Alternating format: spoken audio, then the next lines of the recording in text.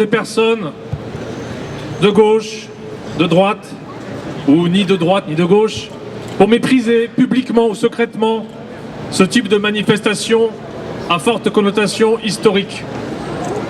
Passéisme, ringardise, déconnexion des réalités et des préoccupations concrètes des Français, etc. etc. Ils n'ont rien compris.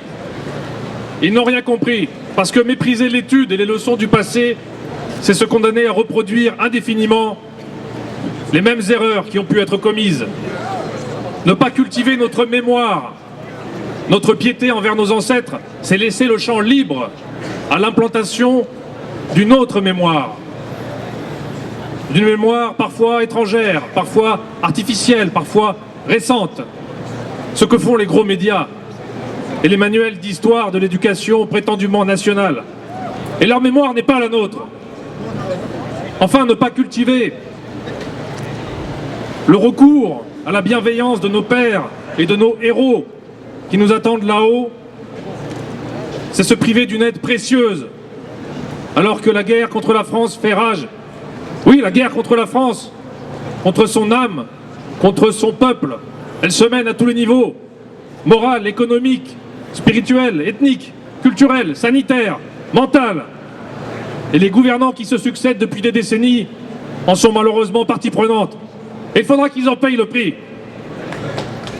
Un épisode tragique survenu il y a quelques jours nous le rappelle, avec le meurtre d'un jeune Français, d'un jeune patriote, Luigi Gardiera, tombé à l'âge de 23 ans sous les coups de la racaille, à l'issue d'une soirée de fête.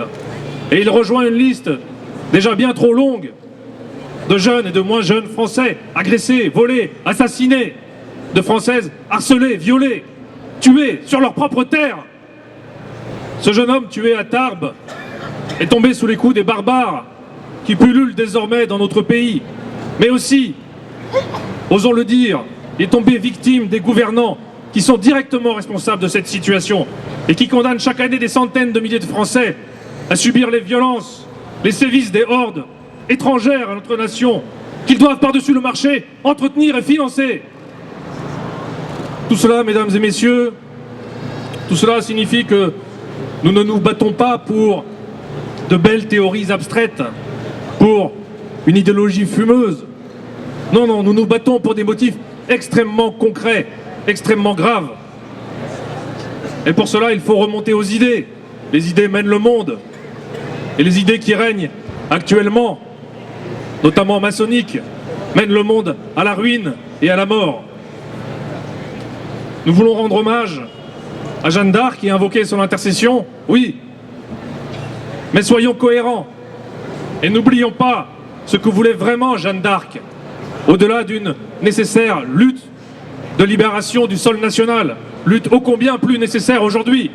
N'oublions pas la foi profonde qui l'animait et sa devise, bien peu laïcarde, Messire Dieu premier servi.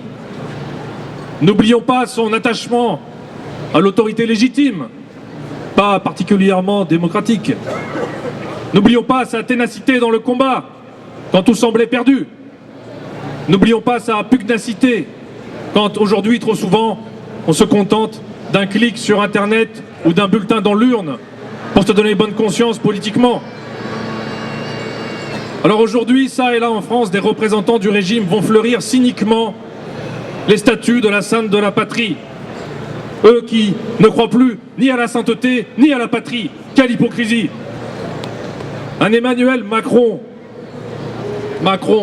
incarnation de la nouvelle génération socialo-libérale, internationaliste, se pavane en ce moment à Orléans et tente de récupérer un peu de l'aura et du prestige de l'héroïne nationale. Lui, Macron, qui veut livrer le pays à l'invasion. Lui qui veut livrer le pays à la tyrannie de Bruxelles. Lui qui veut livrer le pays à la domination de la finance internationale.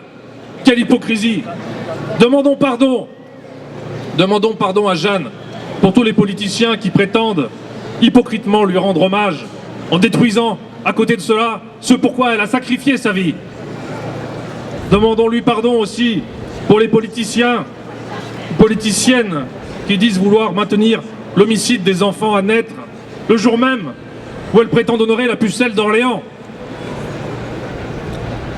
Appelons Jeanne au secours, mais n'attendons pas qu'une nouvelle Jeanne d'Arc surgisse miraculeusement pour nous sauver. Ce serait commettre un grave contresens quant au message qu'elle nous lègue à travers les siècles. Cette Jeanne d'Arc dont nous avons besoin aujourd'hui, ce doit être chacun d'entre nous, ce doit être nous collectivement. Nous n'avons pas le droit de baisser les bras, nous n'avons pas le droit de rester les bras croisés. Fidèles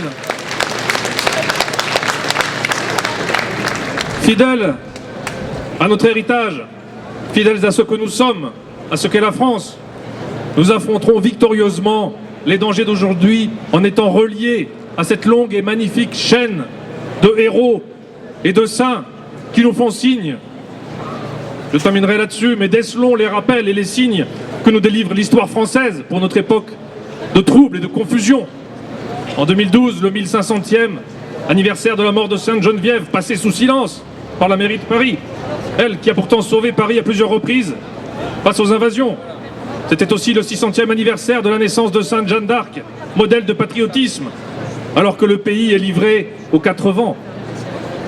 En 2013, le 1700e anniversaire de l'édit de Constantin, qui libérait les Européens de l'obligation d'idolâtrie, alors qu'aujourd'hui, on veut nous contraindre à de nouvelles formes d'idolâtrie. En 2014, le 1200e anniversaire de la mort du grand empereur Charlemagne, extraordinaire civilisateur, alors qu'aujourd'hui on veut saper les fondements même de toute civilisation, notamment la famille. C'était aussi les 800 ans de la naissance de Saint-Louis, modèle de chef d'État, à l'opposé de nos démagogues républicains. Enfin, en 2016, cette année, nous célébrons le 1700e anniversaire de la naissance de Saint Martin de Tours, figure emblématique de la France et de l'Europe chrétienne, tuteur de notre royaume, selon les propres mots de Louis XI.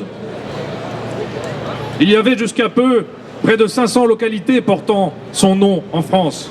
Et vous savez qu'avec le regroupement des communes qui se fait actuellement, les noms à connotation chrétienne disparaissent en priorité. Nos ennemis savent ce qu'ils font. Alors puisons dans notre riche héritage, puisons dans notre glorieux passé, la détermination, la ferveur, l'énergie qui nous permettront, si Dieu veut, de faire face aux défis de notre temps et de remporter la victoire pour restaurer la France française.